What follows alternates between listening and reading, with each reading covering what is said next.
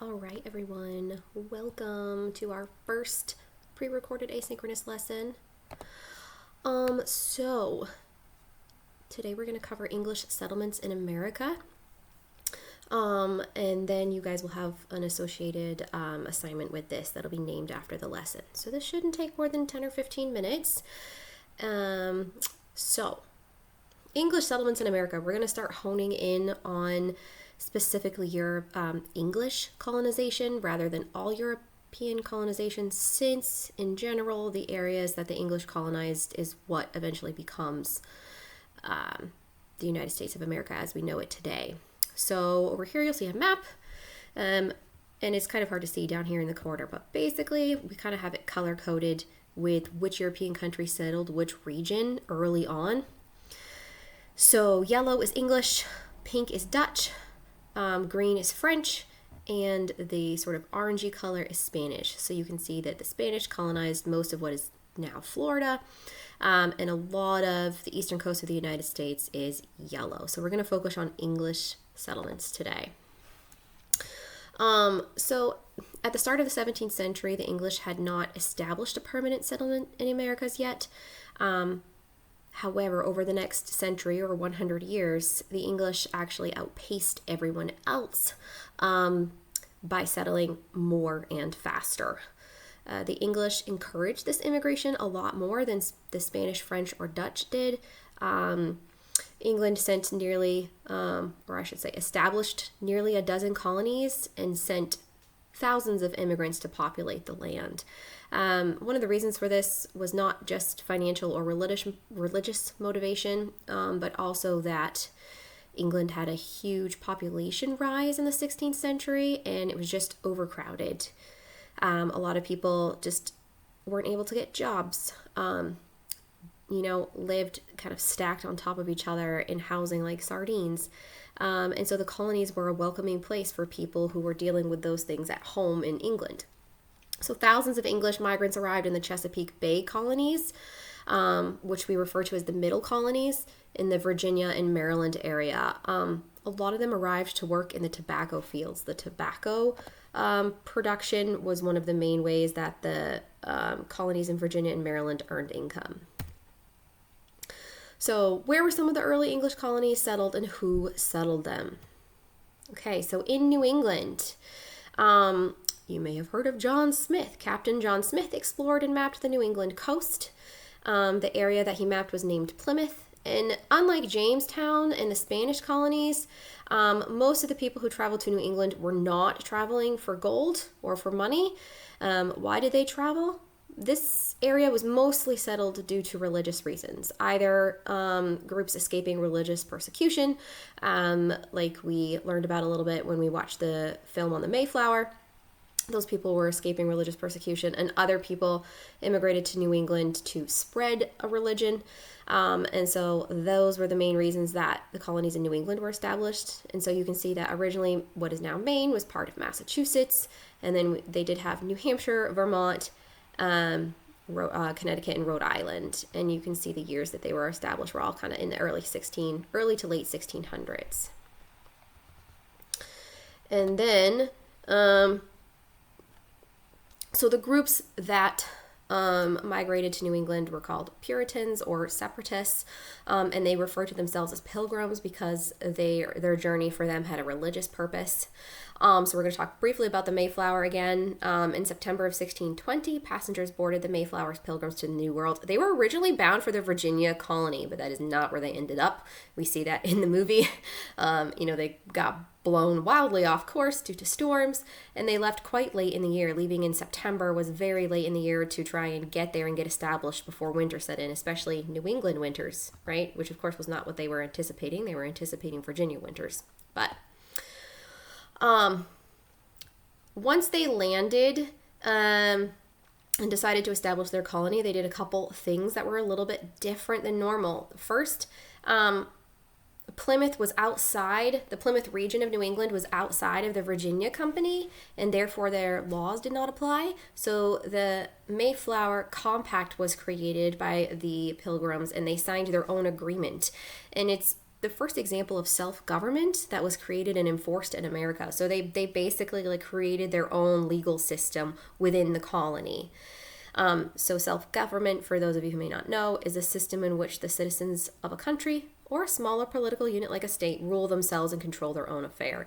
So this became more and more common in the colonies. A lot more groups kind of did their own thing. Like technically, they're still a part of England, but England was very far away. It was very difficult to communicate with England, and England was not exactly enforcing English laws all the way across the ocean. So, I mean, within reason, colonies were often kind of left to fend for themselves for quite some time. So how did these early colonies survive? So in the New England colonies, people arrived spurred by religious motivations. They brought a lot more families and children initially. And so while the English colonists in Virginia and Maryland worked on expanding the tobacco fields and earning income that way, the English colonists in New England built towns focused on the church, and each congregation sort of decided what was best for itself. And we'll see as we move along through our content. In New England, there was less large-scale farming because the weather isn't conducive to that, and a lot more of small-scale farming or people working within a small town or community to kind of provide what everyone needs as far as food and resources.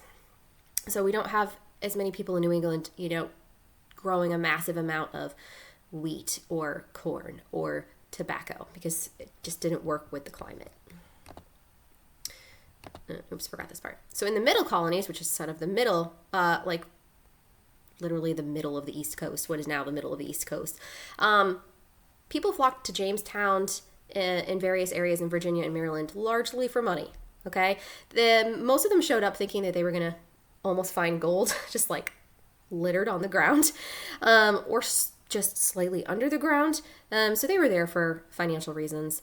And the middle colonies were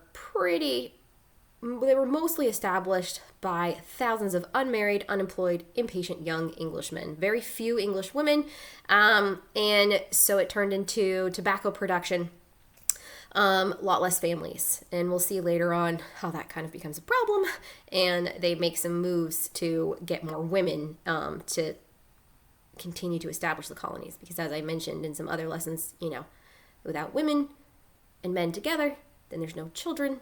And what's the point of establishing a colony if it sort of dies out whenever all the men die? So it wasn't a very good long-term plan. Some of the other groups of people that came over during this time period were indentured servants. This was because growing tobacco was very labor intensive. There weren't enough colonists to do all of the work, and the colonists in Virginia and Maryland needed a steady workforce. So over the course of the 1600s, roughly 100,000 indentured servants traveled to the Chesapeake Bay area. Most of them were poor young men in their early 20s. Some of them were poor young women. And basically their ticket to the New World was paid for in exchange for working for X number of years. And then afterwards, they would receive what they called freedom dues. So at the end of their term of service, which was usually 5, 6, or 7 years, they'd receive food and other provisions, sometimes a small plot of land to try and make a better life for themselves. So it was sort of this, I'll temporarily sort of pay my way, and then in exchange at the end, I get something to kind of have a chance to build a better life for themselves. Because of the demand for labor, especially in the middle colonies growing tobacco, we sort of over time transitioned from indentured servitude to slavery, because indentured servants, again, only worked for those 5, 6, 7 years, and it wasn't enough to keep up with the demand of labor.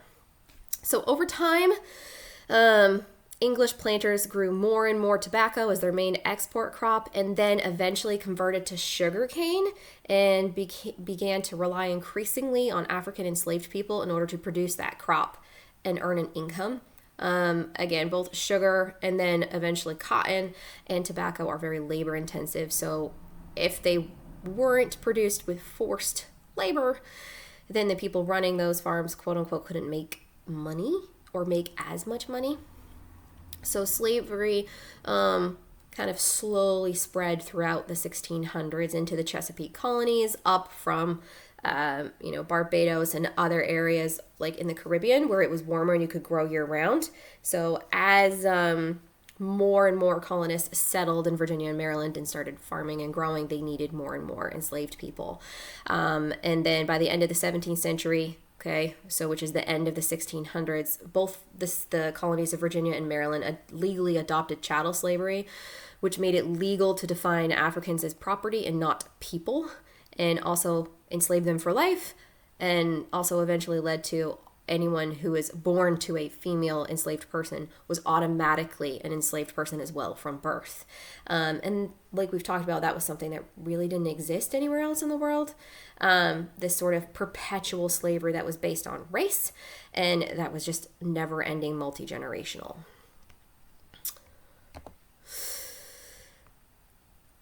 All right, so we already covered that. So you're going to have a couple videos in the content as well, but I'll briefly talk about Bacon's Rebellion. This was an uprising that involved both white and black people who believed that the Virginia government was impeding or blocking their access to land and wealth, and wasn't doing enough to clear the land of Native Americans. So this was a rebellion against the people in charge of the Virginia colony, saying, you're not doing enough to push Native Americans off our land and get us the, more land and the wealth that you promised us. This rebellion actually sped up the transition to African slavery in the Chesapeake colonies, and the video will talk about this a little bit more. So that'll be linked in the content. Okay, so after Bacon's Rebellion, new laws were passed that really curtailed or blocked the freedom of free black people, and laid the foundation for race-based slavery.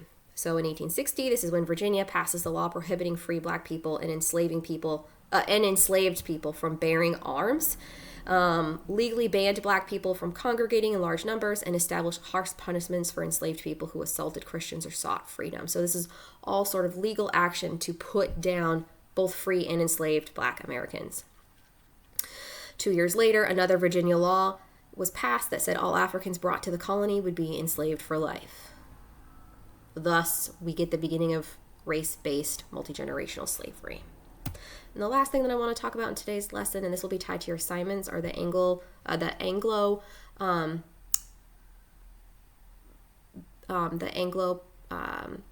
Powhatan Wars. Say that 10 times fast. Basically, because the English colonists chose to settle on the banks of the Chesapeake, they placed themselves, and they didn't know this, in the middle of the Powhatan Empire, okay, which was a huge confederacy of 30 different Native American groups with up to 22,000 people. And they were in the middle of their territory, which caused a lot of problems and created a lot of tension. And there was a lot of fighting back and forth between the English and the Powhatan, and there was this kind of constant fighting and war. There were multiple wars between these two groups, and your assignment for this lesson is going to involve reading a section of our textbook and kind of summarizing how many wars were there, what was the end result, what did both sides try to do to resolve these wars peaceably, and